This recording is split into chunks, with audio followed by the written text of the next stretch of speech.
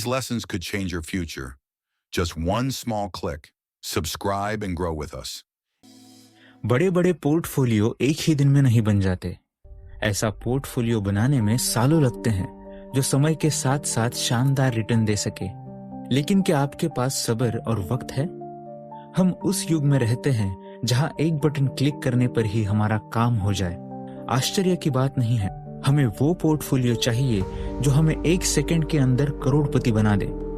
पर अफसोस कि शेयर बाजार इस तरह से काम नहीं करते हैं। इंतजार करने वालों को ही यहाँ पर अच्छी चीजें मिलती है। इस किताब में आप लंबे समय तक के निवेश की बातों को समझेंगे और निवेशकों द्वारा जाने वाली सामान्य गलतियों को भी देखेंगे। कॉफी कैन पोर्टफोलियो नाम अमेरिकन वाइल्ड वेस्ट से आया है, जहां बैंकों के आने से पहले लोग अपनी बचत को कॉफी के कैन यानी कि डिब्बे में रखते थे।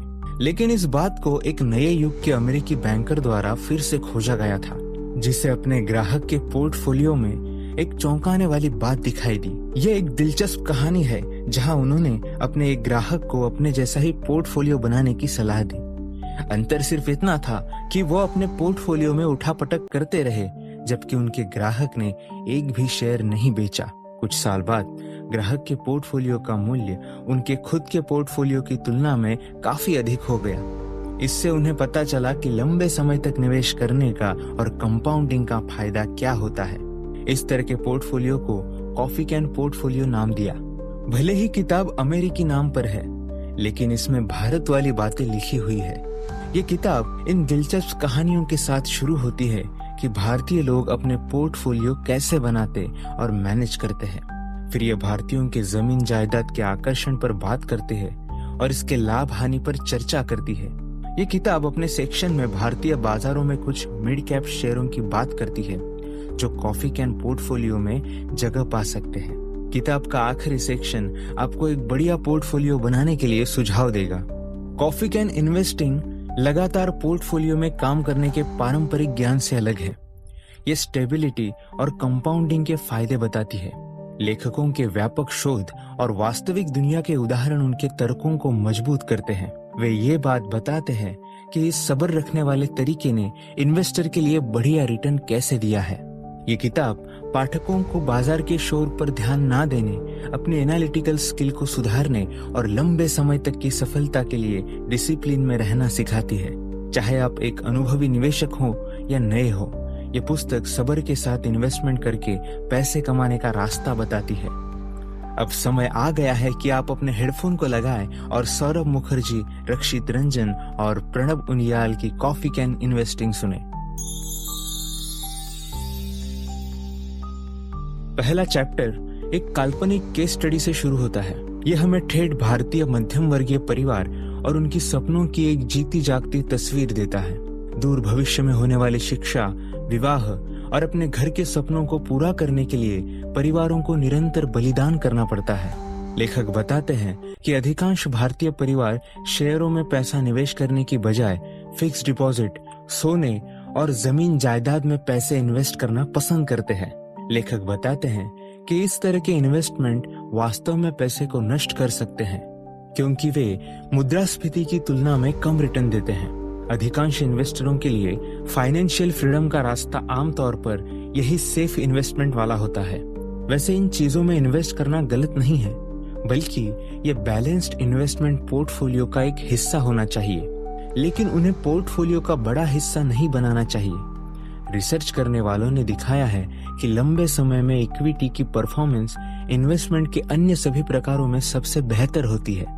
यह चैप्टर इक्विटी में इन्वेस्टमेंट करने के लिए मध्यम वर्गीय परिवारों की अनिच्छा के बारे में बात करता है, और इसका सबसे सामान्य कारण अच्छी सलाह का ना होना है।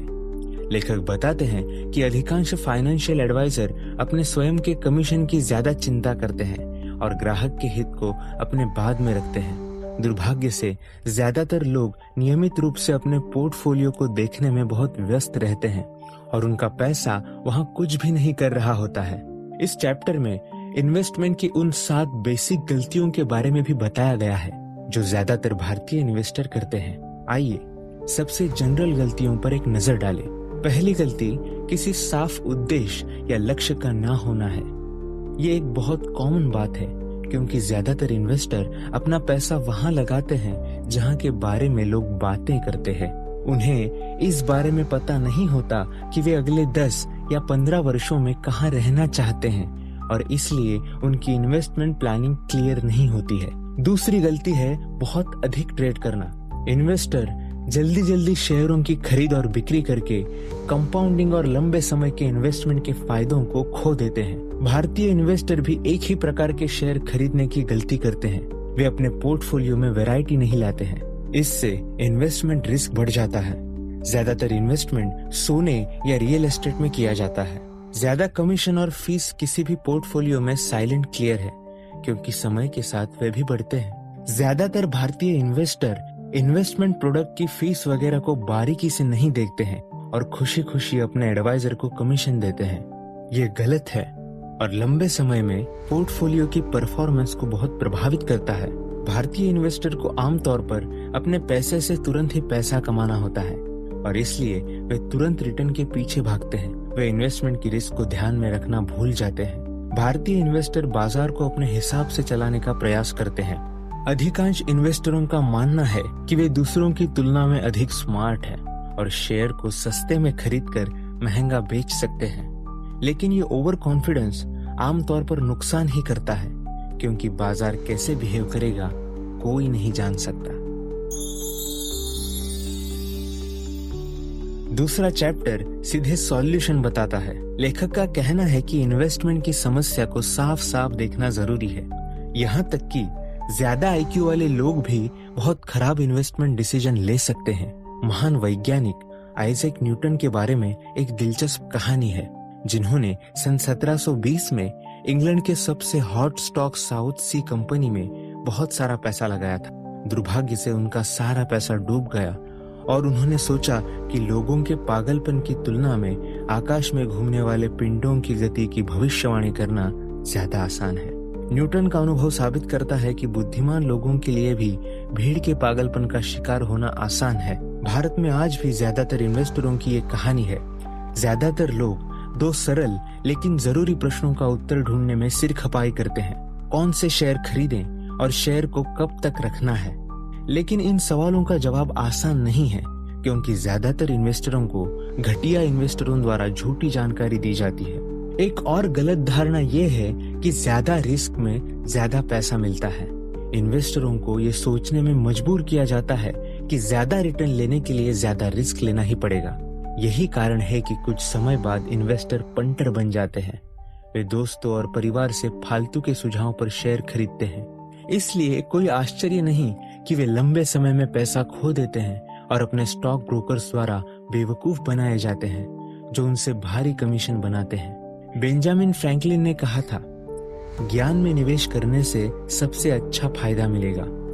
लेखक इस बात से प्रेरणा लेता है और कहता है कि हमें उन इन्वेस्टरों से सीखना चाहिए जिन्होंने सब्र रखा और लंबे समय में पैसा बनाने के लिए ठीक से प्रैक्टिस की है।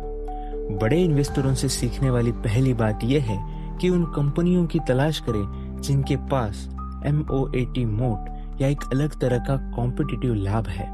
सिंगापुर स्थित विदेशी संस्थागत निवेशक अमानसा कैपिटल के फाउंडर और CEO आकाश प्रकाश की इस बात में मोट वाली कंपनियों में इन्वेस्टमेंट पर जोर दिया गया है। वह कहते हैं, हमारा विचार हमेशा से यही रहा है कि हमें उन कंपनियों में इन्वेस्ट करने की जरूरत है जहां हम उन लोगों पर विश्वास कर सके जो कंपनी चला रहे हैं। ट्रस्ट कैपिटल एलोकेशन से प्रेरित होता है, जहां आपको चोरी और बदमाशों द्वारा खराब अकाउंटिंग के अलावा व्यापारियों द्वारा परेशान किया जाता है। वो कैपिटल एलोकेशन है। भारत जैसे माहौल में जहां आपके पास बहुत सारे तथाकथित अच्छे अवसर हैं, यदि आप खराब पूंजी एलोकेटर में इन्वेस्टमेंट करते हैं तो आपको कभी रिटर्न नहीं मिलेगा। दूसरे, हमारा पूरा विश्वास है कि अच्छी मैनेजमेंट टीमें आपके लिए ऑप्शंस पैदा करती हैं। भारत जैसे माहौल में स्मार्ट मैनेजमेंट बहुत पैसा दे सकते हैं। इसलिए खरीदने के निर्णय से भी ज्यादा जरूरी ये है कि आप उस स्थिति को कितने समय तक चलने दे सकते हैं।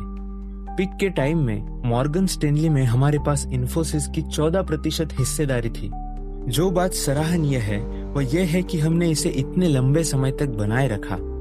जब तक कोई शेयर बेतुकी कीमत तक नहीं पहुंचता है, या यदि उस कंपनी के लिए कारोबारी माहौल में कुछ खराब बदलाव नहीं आया है, या कंपनी के विकास में कुछ बड़ा बदलाव नहीं आया है, तो हम उन शेयरों को बेचना पसंद नहीं करते हैं जो हमारे पास हैं। हमारा विचार है कि भारत में ऐसी कंपनियां कम हैं जहां सब कुछ ठीक ठाक है। अच्छा व्यवसाय, काबिल और अच्छा मैनेजमेंट प्रबंधन, आपके पास मैनेजमेंट तक पहुंच है, ऐसे कॉम्बिनेशन हमेशा नहीं होते हैं। ऐसे बड़े इन्वेस्टरों की इन्वेस्टमेंट सलाह के आधार पर इस किताब के लेखकों ने कई साल के समय के लिए बढ़िया क्वालिटी वाली कंपनियों का एक पोर्टफोलियो बनाने का फैसला किया। कॉफी कैन पोर्टफोलियो बनाने में यह पहला कदम था। भारतीय इन्वेस्टरों के लिए कॉफी कैन पोर्टफोलियो को भारतीय बाजारों और इन्वेस्टरों की पसंद के अनुसार बदल दिया गया है। 10 से 25 हाई क्वालिटी वाले शेयरों की पहचान करने के लिए फिल्टर का उपयोग करके पोर्टफोलियो बनाया गया और फिर 10 साल के लिए इसे छुआ भी नहीं गया। इस पोर्टफोलियो ने बैक टेस्टिंग और लाइव पोर्टफोलियो दोनों में बढ़िया अंतर से बेंचमार्क इंडेक्स से भी अच्छा परफॉर्म किया। कठोरता, कॉफी कैन पोर्टफोलियो बनाने के लिए एक गुप्त नुस्खा है। भारतीय बाजारों के लिए इसे और अधिक प्रासंगिक बनाने के लिए 100 करोड़ या उससे अधिक के बाजार पूंजीकरण वाली कंपनियों को चुना जाता है। इसका मतलब है कि भारत में 5000 सूचीबद्ध कंपनियों में से केवल 1500 कंपनियां ही इसमें आती है। अगला कदम उन कंपनियों की तलाश करना है जिन्होंने पिछले दशक में बिक्री में कम से कम 10% की वृद्धि की है और कम से कम 15% pre tax return of capital employed बनाया है, जिसे रोस कहा जाता है। इससे पहले कि हम आगे बढ़ें, आइए रोस को समझें, क्योंकि एक कंपनी की फाइनेंशियल परफॉर्मेंस का एक बड़ा मीटर है। सिद्धांत रूप में रोस ब्याज और कर से पहले आय यानी एबिट और कैपिटल एम्प्लॉयड यानी ऋण देनदारियों और शेयरधारक की इक्विटी का योग का अनुपात है। सरल शब्दों में रोस से पता चलता है कि कंपनी अपनी पूंजी को कितनी कुशलता से तैनात करने के काबिल है। ज्यादा रोस यानी कंपनी अपनी पूंजी को ज्यादा कुशलता से तैनात करने के काबिल है। किताब में कम से कम 15% रोस का उपयोग किया जाता है, क्योंकि लेखकों का मानना है कि ये पूंजी की लागत को पार पाने के लिए जरूरी है। वित्तीय कंपनियों के लिए लेखकों ने रिटर्न ऑफ इक्विटी यानी रो मैट्रिक्स का उपयोग किया है, क्योंकि ये बताता है कि किसी दिए गए कैपिटल बेस पर हाई रिटर्न बनाने की बैंक की क्षमता कितनी है। उचित फिल्टर के साथ जब डेटा का परीक्षण किया गया तो ये दिखाया गया कि कॉफी कैन पोर्टफोलियो में पॉजिटिव रिटर्न बनाने की 95% संभावना है यदि इसे कम से कम 3 साल या उससे अधिक समय के लिए रखा जाता है, और यदि 5 साल या उससे अधिक समय तक रखा जाए तो पोर्टफोलियो 9% का रिटर्न दे सकता है। अगला सवाल आता है कि कॉफी पोर्टफोलियो इतना अच्छा परफॉर्म क्यों कर सकती है? क्या ये शेयरों की पसंद है जो ये अंतर बनाती है? क्या ये शेयरों के लंबे समय तक रखने से वे हाई रिटर्न देते हैं? इसे समझाने के लिए पुस्तक में महान रोमन साम्राज्य के बारे में एक दिलचस्प बात बताई है। ये दुनिया पर शासन करने वाला अब तक का सबसे अजेय साम्राज्य था और 1400 साल तक चला। वैसे कंपाउंडिंग का कॉन्सेप्ट जो इस पुस्तक का आधार बनती है, रोमन साम्राज्य से लिया गया है। इसी तरह कॉफी पोर्टफोलियो बड़ी कंपनियों की तलाश कर सकता है जो खराब स्थिति का सामना कर सकते हैं और अच्छी फाइनेंशियल परफॉर्मेंस बनाए रख सकते हैं। कॉफी कैन पोर्टफोलियो के ट्विन फिल्टर किसी कार के जुड़वा इंजन की तरह है। बड़ी कंपनियां रातों रात नहीं बनाई जाती है और ना ही वे किसी एक तिमाही में खराब होती है। उनके पास 10 से 20 साल के लिए अपने कॉम्पिटिटिव लाभ को बनाए रखने की क्षमता होती है। वे सतह पर शांत दिख सकते हैं, लेकिन नीचे बहुत सारी कार्रवाई चल रही होती है। ये उन्हें तेज और अपने कॉम्पिटिटर से आगे रखता है। ये लक्षण दुर्लभ है और आमतौर पर केवल बड़ी कंपनियों में पाए जाते हैं। अगला सवाल ये उठता है कि रोस आर्थिक बड़प्पन का मीटर कैसे हो सकता है? बर्कशायर हैथवे के उपाध्यक्ष चार्ली मुंगेर इसे बढ़िया तरीके से समझाते हैं।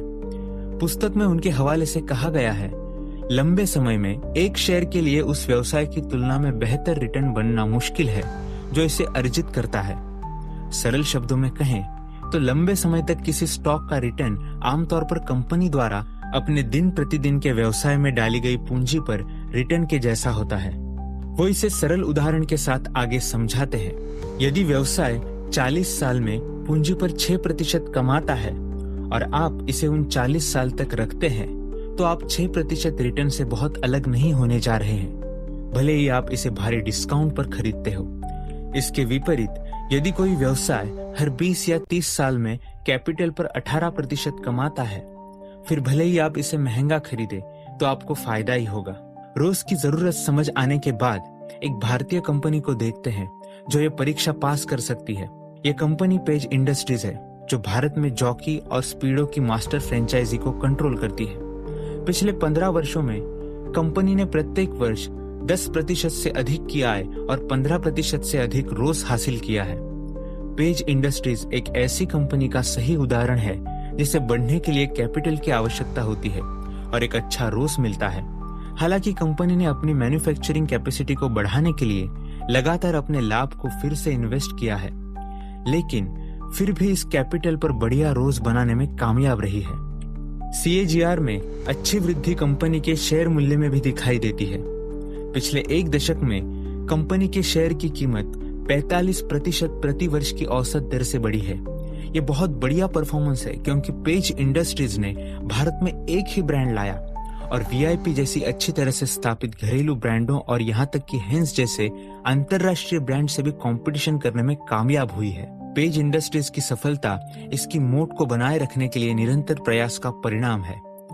कंपनी कैपिटल एलोकेशन में कठोर है। पेज इंडस्ट्रीज विकास और विस्तार के आधार पर अपने कैपिटल डिसीजन लेती है। इसमें बाजार का विस्तार, प्रवेश और उत्पादन लागत को कम करने के लिए नई तकनीकों का लाभ उठाना वगैरह है। आइए हम उन 3 मुख्य कारणों के बारे में थोड़ा समझें जिन्होंने पेज इंडस्ट्रीज को अपना मोड बनाए रखने में मदद की है। मैन्युफैक्चरिंग स्किल पेज की सबसे बड़ी ताकत है। इनरवियर उद्योग में लेबर की ज्यादा जरूरत होती है। यूनियनगिरी सभी इंडस्ट्री में पाई जाने वाली समस्या है और इसमें उत्पादन की हानि होती है। पेज ने हर प्लांट में केवल एक निश्चित संख्या में मजदूरों को रखकर इन मुद्दों को ठीक किया। कंपनी ने ज्यादा महिलाओं को काम पर रखा, जो पुरुषों की तुलना में कम यूनियनगिरी करती है। कंपनी ने कर्मचारियों के लिए सही जीवन शैली रखी ताकि कम लोग नौकरी छोड़कर जाएं।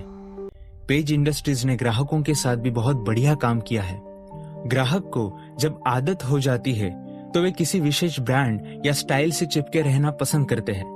कंपनी ने सभी क्षेत्रों में अपने उत्पादों की गुणवत्ता को बनाए रखा है। कंपनी नियमित अंतराल पर नए रंगों और डिजाइनों को पेश करके प्रोडक्ट को फ्रेश बनाए रखती है। ये भारत में एक इनरवियर कंपनी के लिए एक बहुत बड़ी उपलब्धि है। इस बढ़िया केस स्टडी के बाद हम वापस चलते हैं कॉफी कैन पोर्टफोलियो पर।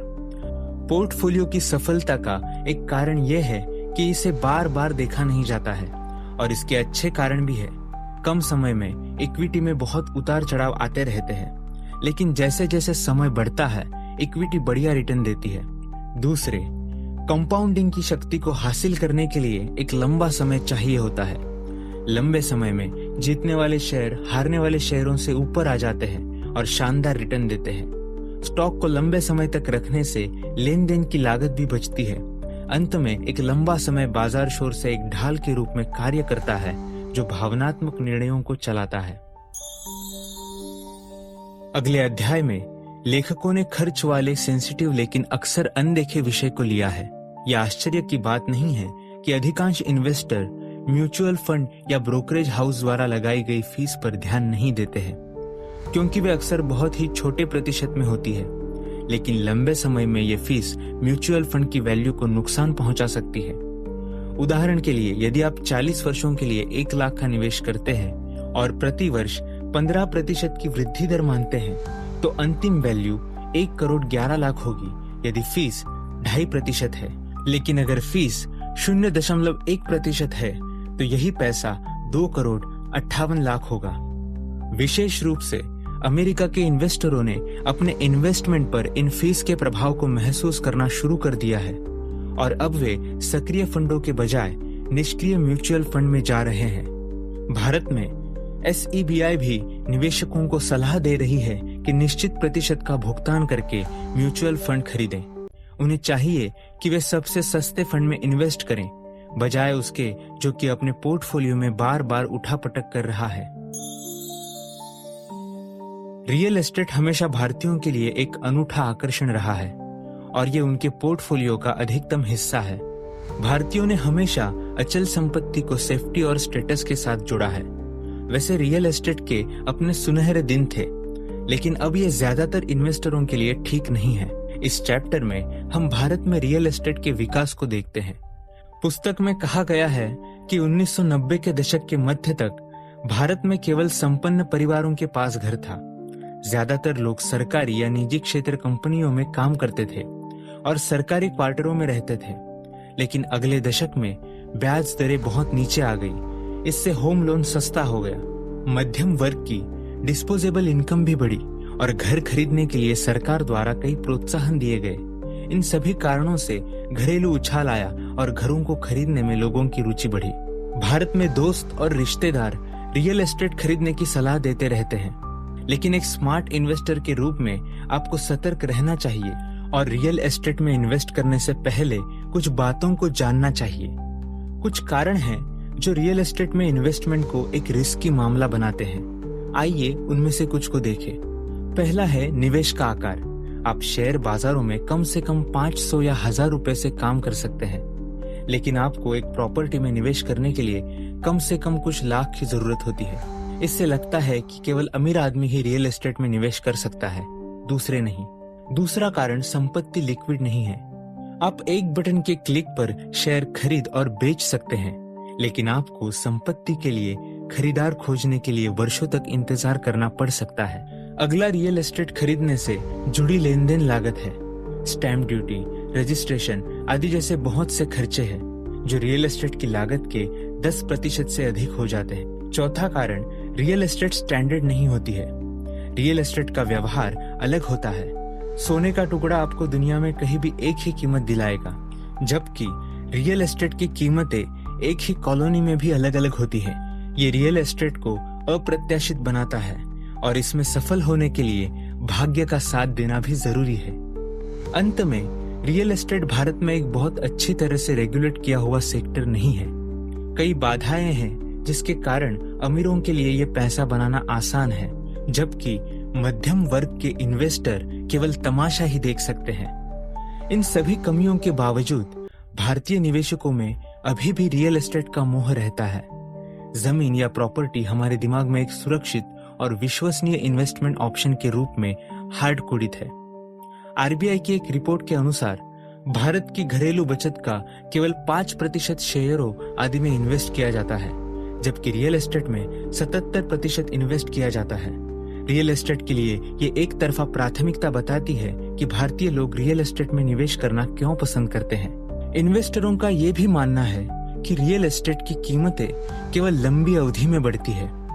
रियल एस्टेट इंडेक्स के ना होने से इस विश्वास को बढ़ावा मिलता है और इन्वेस्टरों को एक झूठी उम्मीद होती है। लेकिन कुछ हालिया रिपोर्ट ने साफ साफ दिखाया है कि रियल एस्टेट सेक्टर में प्राइस करेक्शन होते हैं। वास्तव में इक्विटी और डेट की तरह रियल एस्टेट में भी उतार चढ़ाव आते हैं। रियल एस्टेट इन्वेस्टर आगे का भी नहीं देख पाते हैं। कंपाउंडिंग आधार पर रियल एस्टेट सेक्टर ने पिछले 20 वर्षों में केवल 8.3% कमाई की है, जबकि प्रॉपर्टी 5 गुना बढ़ी है।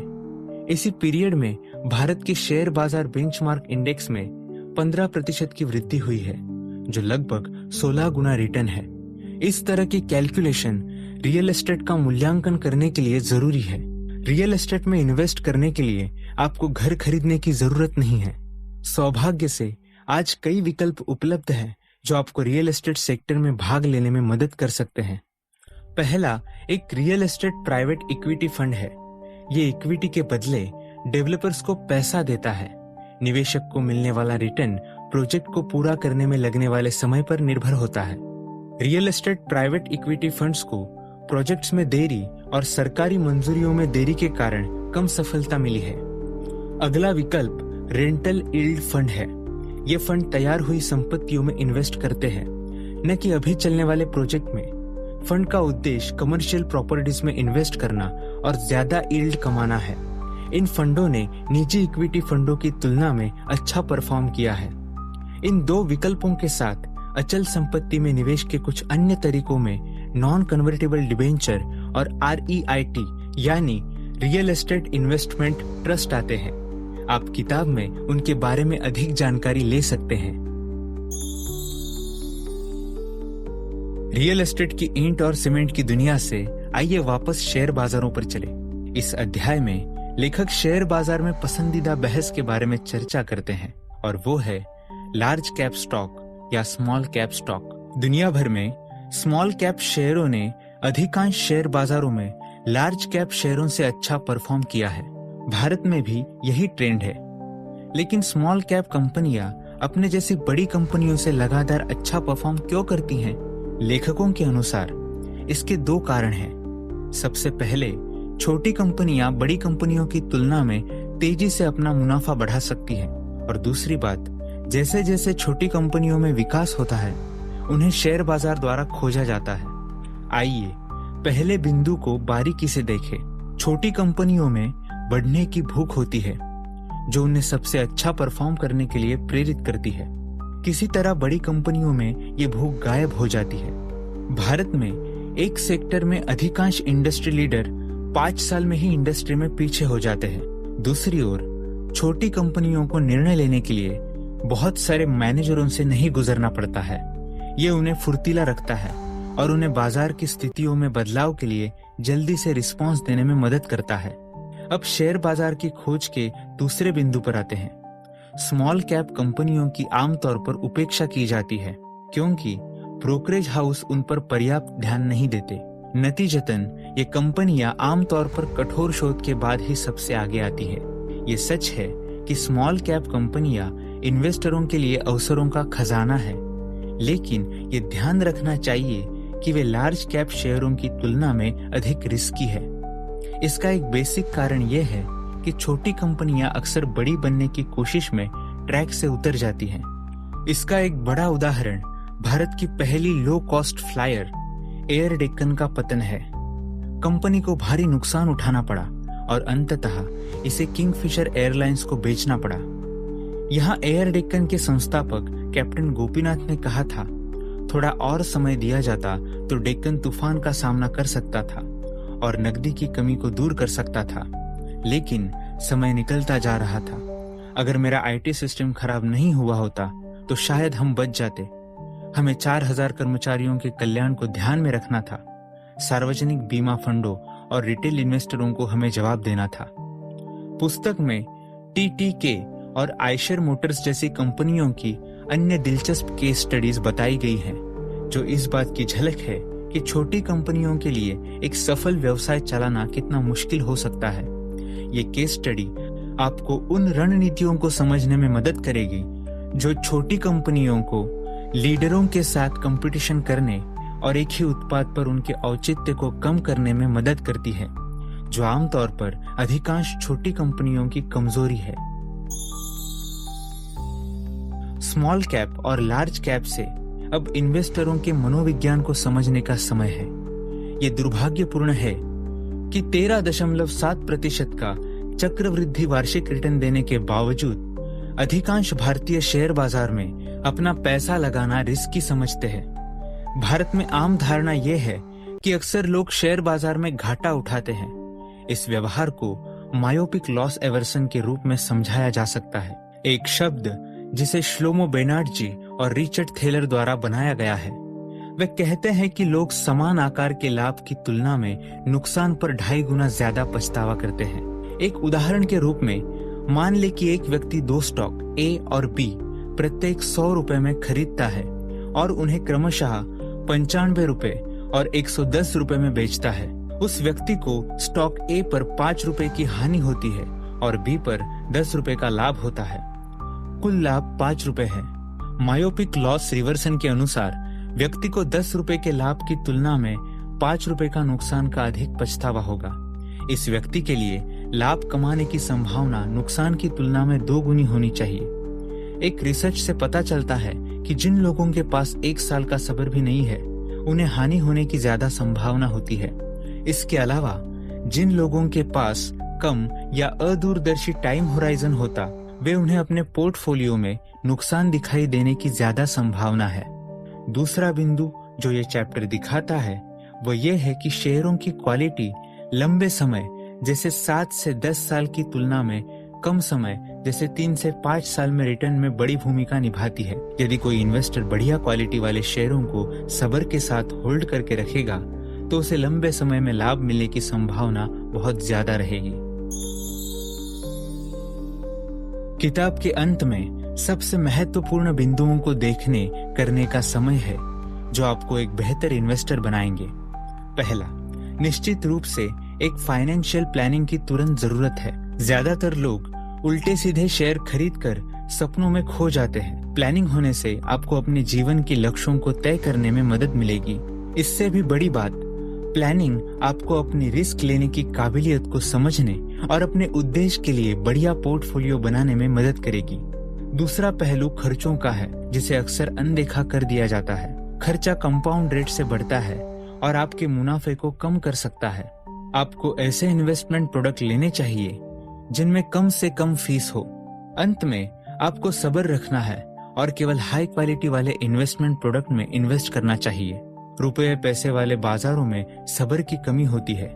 लोग अमीर होने के लिए उस ओर भागते हैं जहां तुरंत लाभ का वादा दिखाई देता है। यहाँ तक कि ऐसे एजेंटों को बढ़िया कमीशन मिलता है जो इन्वेस्टरों के हित को ध्यान में रखे बिना अपने प्रोडक्ट बेचते हैं। ऐसे सीन में आपको अपने हित की रक्षा करनी चाहिए और ये पक्का करना चाहिए कि आपका एडवाइजर योग्य है और बाजार की ऊंच नीच से अच्छी तरह वाकिफ है। लास्ट चैप्टर में किताब आपको अपनी रुपये पैसे की प्लानिंग बनाने में मदद करेगी। ये ध्यान दिया जाना चाहिए कि आपको एक प्लानिंग बनाने के लिए एक अच्छे एडवाइजर की जरूरत होती है, लेकिन पुस्तक में दी गई बातें आपको इस जरूरत को समझने में मदद करेंगी। ये एक अच्छी प्रैक्टिस है और किताब का सबसे अच्छा लाभ है।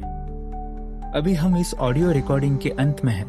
थोड़े में मुझे वास्तव में इस पुस्तक को पढ़ने में मजा आया और मुझे विश्वास है कि ये पुस्तक आपको अपनी फाइनेंशियल स्किल को बढ़ाने में भी मदद करेगी। ये लेखकों द्वारा भारतीय बाजारों के लिए योग्य पुस्तक लिखने का एक बड़ा प्रयास है।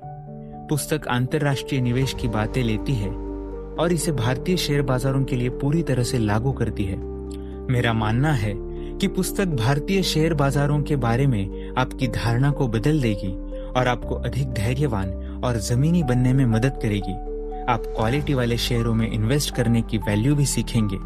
यह आपके भविष्य के लिए एक बड़ा इन्वेस्टमेंट है और शायद भाग्य की चाबी भी है।